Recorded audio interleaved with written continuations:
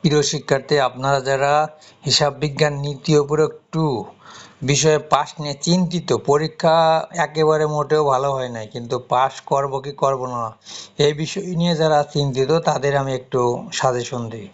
Totally আপনাদের পরীক্ষা হচ্ছে 45 নম্বরে, 55 নম্বর আছে টিসিপিসি নম্বর। 55 নম্বরে আপনারা যারা নিয়মিত কলেজ করছেন তারা হয়তো 45 থেকে 50 নম্বর আপনারা পাবেন। আমি ধরলাম আপনারা 45ই পাইছেন, 55-এর ভিতর 45 পাইছেন, নিয়মিত ক্লাস করেন নাই, কলেজে যান নাই, ফর্ম ফিল আপ করছেন, পরীক্ষা দিয়েছেন। এবারে পরীক্ষা অ্যাটেন্ড করছেন।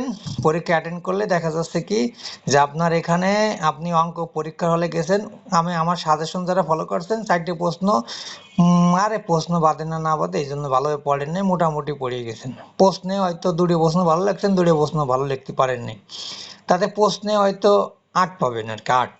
আচ্ছা, 8 মার্ক পাইছেন, কিন্তু এই বেতন মজুরি স্যার অঙ্কটা করছি, কিন্তু এই সেই দিয়ে কিন্তু উত্তর লাস্টে মেলে না। এই বেতন মজুরিটি কিন্তু আইছে আপনাদের, এই যে বেতন মজুরি আমি দেখাচ্ছি, এই বেতন মজুরিটা পরীক্ষা আইছে, স্যার অঙ্ক করছি বাট এইভাবে করি না, এইভাবে করছি, এইভাবে করছি, স্যার দাগ নম্বর ঠিক মতন লিখছি কিন্তু অঙ্ক মেলে নেই, তাহলে কত পাবো? তাহলে পাবো 4।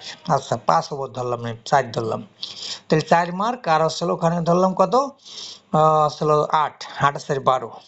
আচ্ছা, আমি অংশীদারি করছি স্যার, অংশীদারি করছি, এই শখ কাটছি, এই শখ কাটছি, এই যে গাছ মূলধনের সুদ হয় নাই, নিট লাভটা ঠিক মতন হয়েছে, ঋণের সুদ ঠিক মতন ধরতে পারি নাই, মুনাফার অংশ স্যার হয় নাই, মার্ক কি পাবো? আর নিচের টুক আমি করছি। আচ্ছা স্যার, নিচের টুক করতে পারি নাই, করছি। যদি কেউ নিচের টুক করে তাহলে সেভাবে স্যার, আর যদি নিচের টুক না করে তাহলে সেভাবে 3। তাহলে 12 আর 3 15, একেবারে গরিবনের মতো হিসেব দিলাম আমি। তাহলে আর একটা অঙ্ক করা লাগবে না, যদি কেউ এইটুক ভুলভাল করে তাহলে সে 15 পাবে।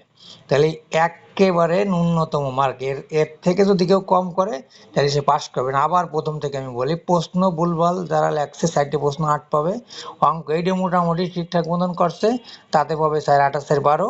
এই অঙ্কের প্রথম পার্ট করছে তাও ঠিক করতে পারে নাই, ভুল করছে তাতে পাবে 3, তাহলে 15।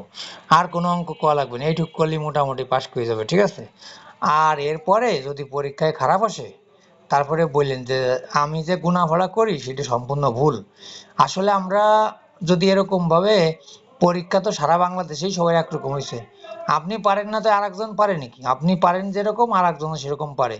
হয় কি, দেখা যাচ্ছে কি যে সারা বাংলাদেশে আপনার সিসি ক্যামেরা আন্ডারে আছে, কোনো দেখা যায় কলেজে স্টুডেন্টগুলো অনেক ভালো পড়াশোনা করছে, কোনো কলেজে স্টুডেন্ট খারাপ পড়াশোনা করছে।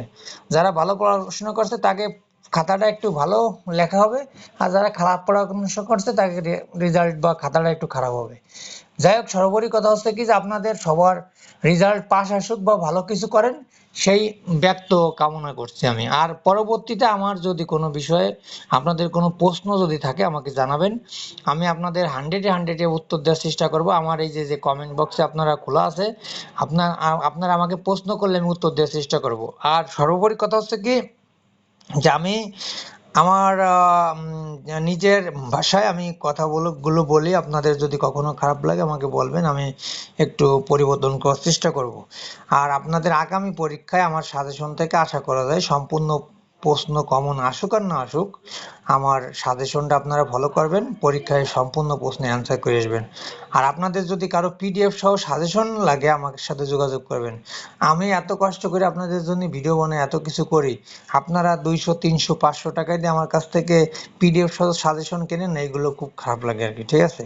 কারণ কি, আমি তো একটা ন্যূনতম কষ্ট তো আপনাদের জন্য করি, কষ্টের মর্যাদা যদি দিতে মন চায় তাহলে আমার পিডিএফ সহ সাজেশনটা নিলে আমি মনে করব কি আপনারা আমি যেটুকু আপনাদের জন্য করছি আপনারা আমার জন্য কিছু করছেন। ধন্যবাদ, সবাই ভালো থাকবেন, আপনাদের জন্য শুভকামনা থাকলো। আপনাদের পরীক্ষা যতই খারাপ হোক, পরীক্ষায় সবাই পাস করুক, আমি সেটাই চাই। ধন্যবাদ সবাইকে।